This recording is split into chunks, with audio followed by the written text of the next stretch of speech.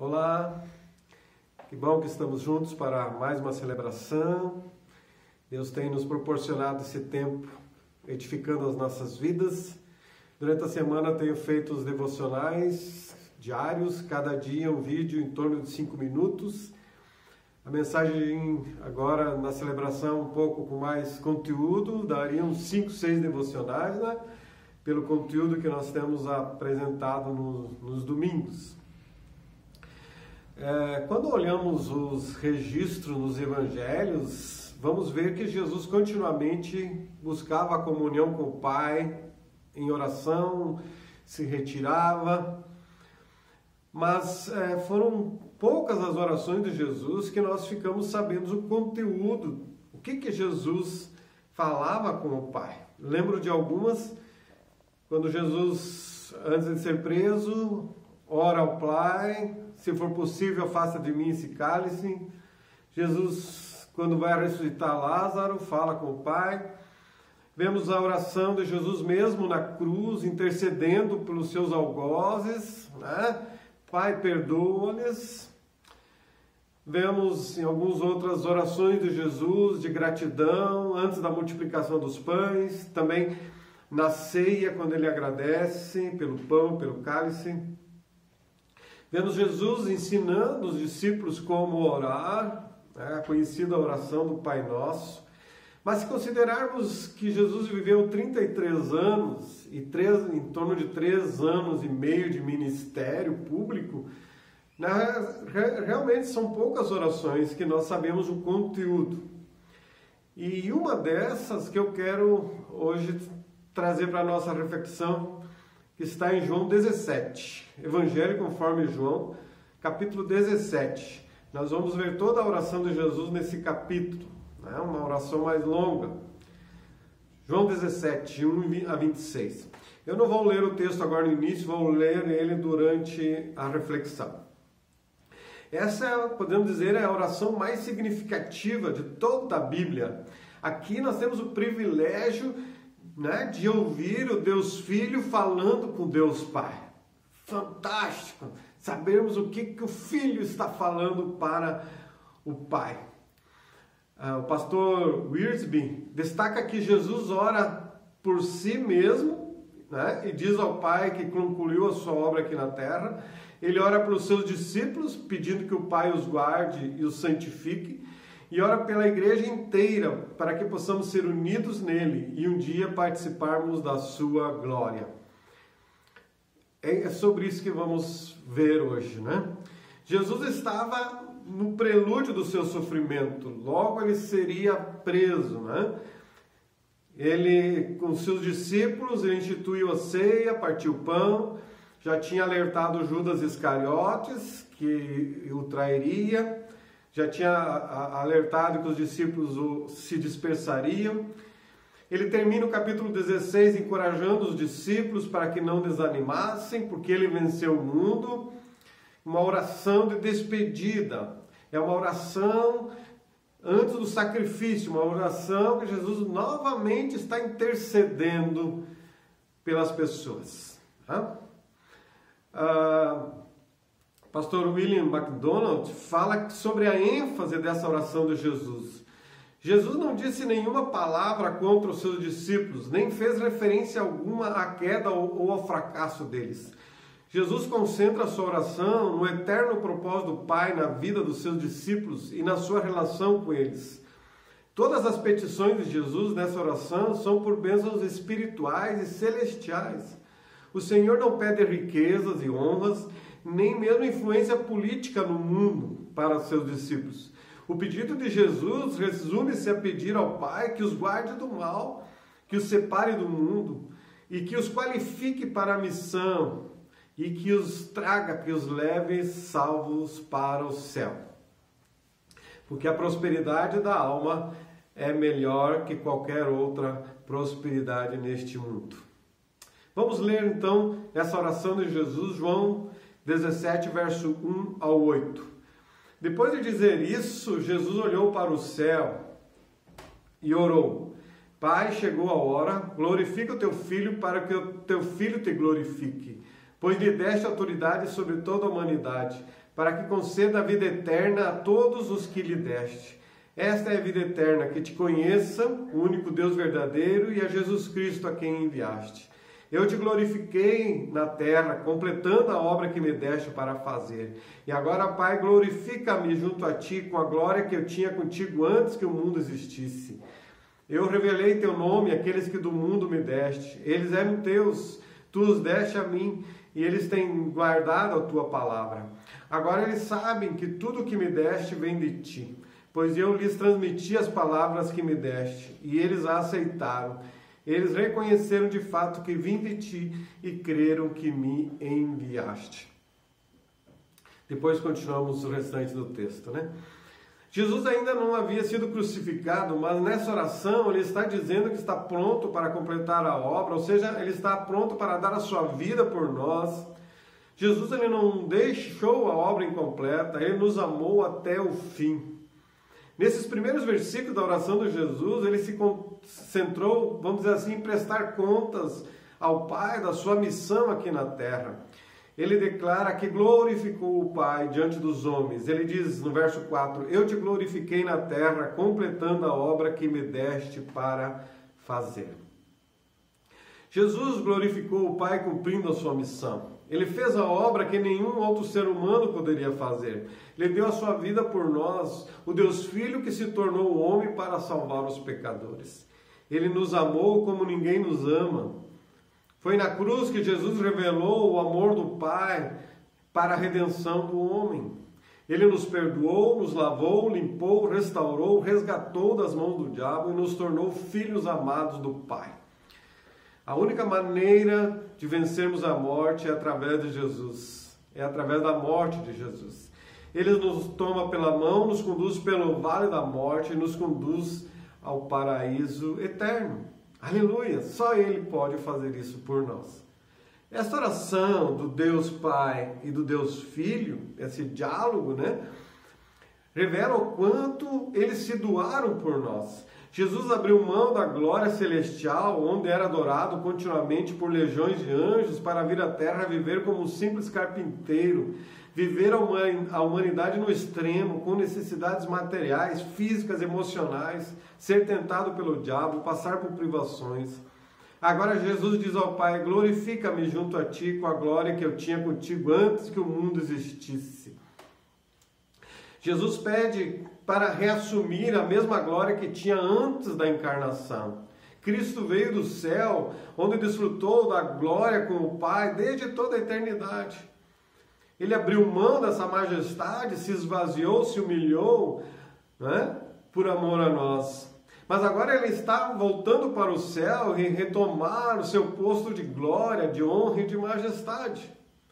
Um comentarista diz que a glória que ele receberá do Pai é a mesma que ele desfrutou na presença dele antes da criação, naquele princípio em que o Verbo era eterno com o Pai. Jesus glorificou o Pai glorifica o Filho. Essa primeira parte da oração de Jesus é uma prestação de contas, é um momento em que Jesus disse, eu cumpri a minha missão, estou cumprindo. Eu te glorifiquei na terra, tornei, né, trouxe as pessoas para a salvação. Agora Jesus começa a interceder por nós. A intercessão de Jesus pelos discípulos. João 17, verso 9 a 16. Diz Jesus na oração, eu rogo por eles. Não estou rogando pelo mundo, mas por aqueles que me deste, pois são teus. Tudo o que tenho é teu e tudo o que tens é meu. E eu tenho sido glorificado por meio deles. Não ficarei mais no mundo, mas eles ainda estão no mundo e eu vou para ti. Pai Santo, protege-os em teu nome, o nome que me deste, para que sejam um, assim como somos um. Enquanto eu estava com eles, eu os protegi e os guardei pelo nome que me deste. Nenhum deles se perdeu, a não ser aquele que estava destinado à perdição, para que se cumprisse a Escritura. Agora vou para ti, mas digo estas coisas enquanto ainda estou no mundo, para que eles tenham a plenitude da minha alegria. Dê-lhes a tua palavra, e o mundo os odiou, pois eles não são do mundo, como eu também não sou. Não rogo que os tires do mundo, mas que os protejas do maligno. Eles não são do mundo, como eu também não sou, diz Jesus na oração.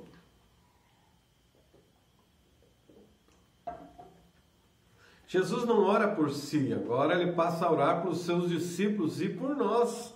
No verso 9 ele diz, eu rogo por eles. Não estou rogando pelo mundo, mas por aqueles que me deste, pois são teus. No verso 20 ele diz, minha oração é apenas por eles. Rogo também por aqueles que crerão em mim por meio da mensagem deles.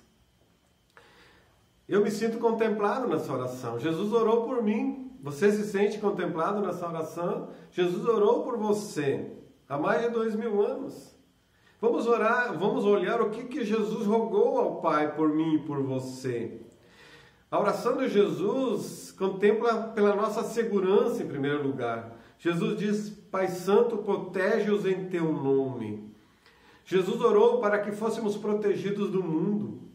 O mundo não é a criação, o cosmos, né? Mas o sistema presente neste mundo, sejam políticos, morais, ou as atrações que nos desviam do propósito de Deus.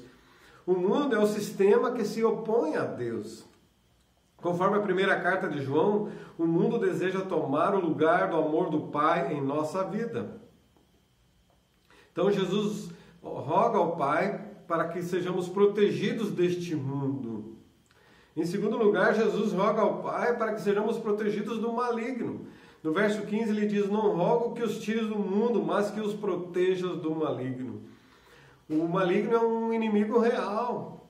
Paulo diz que devemos ficar firmes contra as ciladas do diabo em Efésios 6:11. Em Hebreus 7:25 diz que podemos ter segurança da salvação porque Jesus intercede por nós no céu. O inimigo está aí, o maligno está aí, mas o Senhor nos protege, o Senhor roga por nós. A nossa segurança está baseada nesse cuidado de Cristo, conforme o verso 12, que diz que enquanto estava com eles, eu os protegi e os guardei. A segurança da nossa salvação não está baseada no nosso caráter, mas no caráter de Deus e na obra perfeita de Cristo na cruz. É Ele quem nos guarda, é Ele quem nos livra. Jesus é o bom pastor que deu a sua vida pelas ovelhas, e Ele cuida das suas ovelhas e as conduz ao céu. E Ele diz que não vai perder nenhum de nós. Temos a segurança da salvação em Jesus Cristo. A terceira parte do texto que quero ler, a partir do verso 17 ao 19, que contempla uma outra parte da oração de Jesus. Diz o texto, verso 17 ao 19. Santifica-os na verdade, a tua palavra é a verdade. Assim como me enviaste ao mundo, eu os enviei ao mundo. Em favor deles eu me santifico, para que também eles sejam santificados pela verdade. Nós somos salvos pelo sangue de Jesus derramado na cruz. Mas Deus requer a nossa santificação. Alguém escreveu que Jesus não pede para que sejamos tirados do mundo, mas que o mundo seja tirado de nós. Porque o nosso coração precisa estar sintonizado com o coração de Deus. Na oração de Jesus, revela que a palavra de Deus é que nos santifica. Cristo nos transmitiu a sua palavra, nos deixou a sua palavra, e sem o conhecimento da palavra, nós não teremos crescimento espiritual. Precisamos conhecer a palavra. O grande evangelista Moody, né, escreveu na capa de sua Bíblia: este livro afastará você do pecado, ou o pecado afastará você deste livro. Precisa santificação. A palavra nos santifica. A palavra nos transmite esse poder de Deus para viver uma vida santa. A palavra é a nossa arma da vitória, é a espada do Espírito. Santificados pela palavra de Deus. Também precisamos lembrar que na santificação, nós precisamos lembrar que somos novas criaturas. Jesus disse que não somos do mundo. Como assim não somos do mundo? é que nós nascemos de Deus. Então nós nascemos do alto, nascemos de Deus pelo Espírito Santo. Nós procedemos do mundo, porém agora a nossa nova identidade tem origem no céu.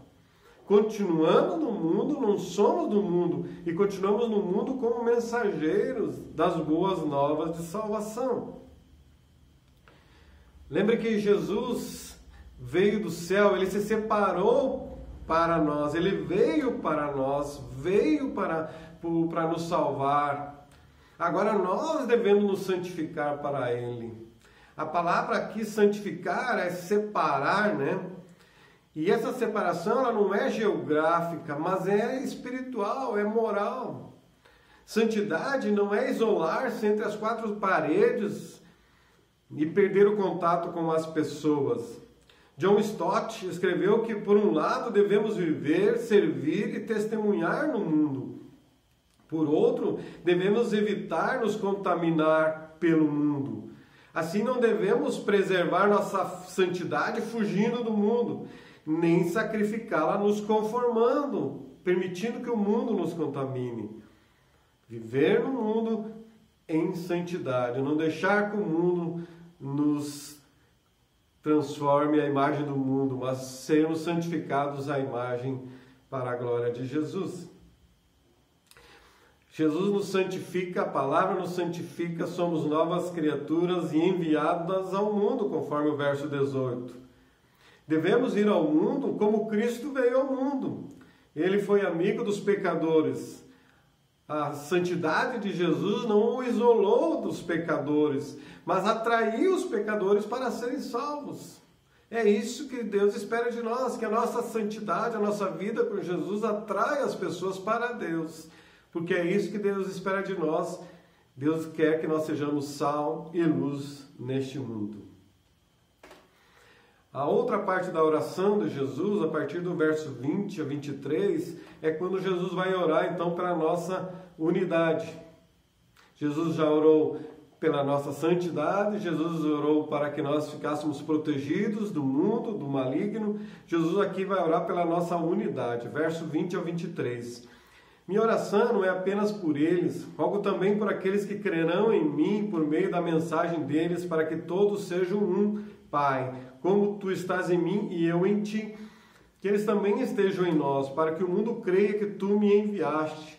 Deles a glória que me deste, para que eles sejam um, assim como nós somos um. Eu neles e tu em mim.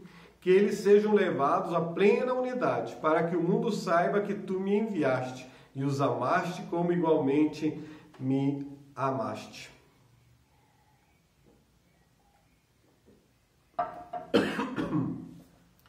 A unidade que Jesus se refere é espiritual. Desculpe. Somos diferentes, somos pessoas diferentes. Mas essa diferença não pode nos separar. Jesus disse que até mesmo o diabo sabe que um reino dividido não sobrevive. Então os demônios não lutam entre si, eles se unem para guerrear contra nós. Isso está em Mateus 12, 26. O pastor Hernandes Dias Lopes disse que a unidade sobre a qual Jesus está falando não é unidade de organização, nem unidade denominacional, pois nesse tempo nem havia denominações. Jesus está pedindo que os discípulos sejam constantemente um na posição deles contra o mundo. Em outras palavras, que permaneçam sempre unidos em amor e na defesa da verdade. Como igreja de Jesus, nós temos a mesma origem espiritual. Verso 21. A mesma paternidade. Se nós somos filhos de Deus e membros de sua família, devemos viver unidos, não em desunião. Porque não estamos disputando uns com os outros. Somos irmãos, filhos do mesmo Pai. Jesus só tem uma igreja, só tem um rebanho, uma única noiva. A unidade da igreja é o que Jesus deseja. E ele expressou isso. E ele orou por isso. E é a vontade do Pai também. A unidade que Jesus pede para a igreja tem a ver com a unidade do Pai, do Filho e do Espírito Santo. Ou seja, esse é o fundamento da nossa unidade. E essa unidade divina é que possibilita a nossa unidade. Só conseguimos ser unidos porque Deus nos une. Amém. Deus é que nos une. E Deus nos une para vivermos em harmonia, mas por causa também da nossa missão no mundo, conforme versos 21 e 23. O mundo perdido não é capaz de ver Deus, mas ele vê a nós, ele vê as nossas vidas. A Bíblia que o mundo lê, a primeira Bíblia é as nossas vidas, é o nosso testemunho. Se o mundo enxergar amor e harmonia entre nós, crerá que Deus é um Deus de amor. Agora, se o mundo vê divisão, ódio, vai rejeitar o Evangelho. Conforme João, no capítulo 13, Jesus vai mostrar que o maior testemunho da igreja é a comunhão entre os irmãos. É mostrar que eles se amam pela vida que têm em comum. Precisamos aprender cada dia a viver essa unidade porque somos família de Deus. E lembre, nós passaremos a eternidade junto. E a eternidade já está acontecendo, já começou. Depois da nossa morte só se prolongará. Jesus orou por níós. A oração de Jesus por nós, a linda oração, a oração antes de ser crucificado. A Bíblia registra em Romanos 8,34 que Jesus está à destra de Deus e intercede por nós. Jesus orou e continua intercedendo por nós. Se Jesus pôde guardar os seus discípulos enquanto viveu aqui na terra, conforme nessa oração ele revelou, quanto mais ele pode nos guardar agora que está entronizado, né? Que está à destra do Pai na glória. Aleluia! Jesus continua olhando por nós. As mesmas obras que ele fez enquanto estava na terra, continua fazendo do céu.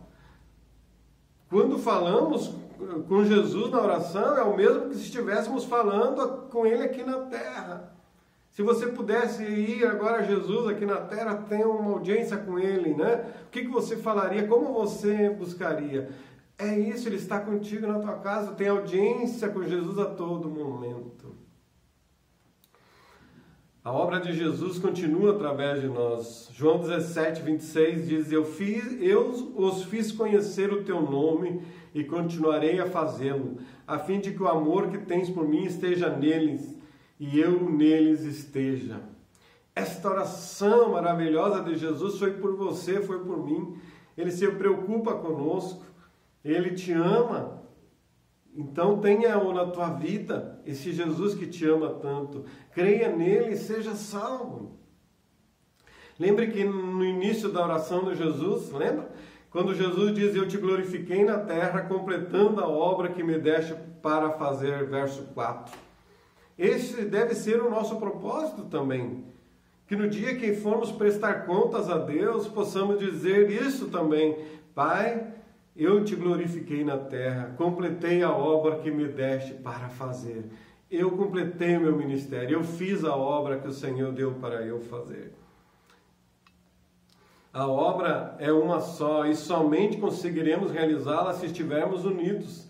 A obra de Jesus continua através de nós. Jesus continua conosco. Ele revelou o seu amor por nós. Nós precisamos revelar o amor dele aos outros. Por isso que Jesus orou por nós, para que vivêssemos livres do poder do maligno, livres do mundo, para vivermos em santidade, para vivermos em unidade e para que outras pessoas sejam salvas, para que vivêssemos nessa certeza de que um dia estaremos reunidos como uma grande família de Deus no céu, a família de Deus. A família do Pai, reunida no céu, eu e você, eternamente unidos pela obra redentora de Jesus. Glória a Deus. Amém. Vamos orar ao nosso Deus. Deus Pai, Deus de bondade, que bom que podemos falar contigo. Que bom que podemos ter revelado aqui essa oração de Jesus, do Deus Filho com Deus Pai. E essa oração nos encoraja, essa oração nos inspira, essa oração nos dá segurança de que nada nem ninguém vai nos afastar do caminho de Deus, porque somos ovelhas do teu rebanho, somos membros da tua família, somos amados pelo Senhor.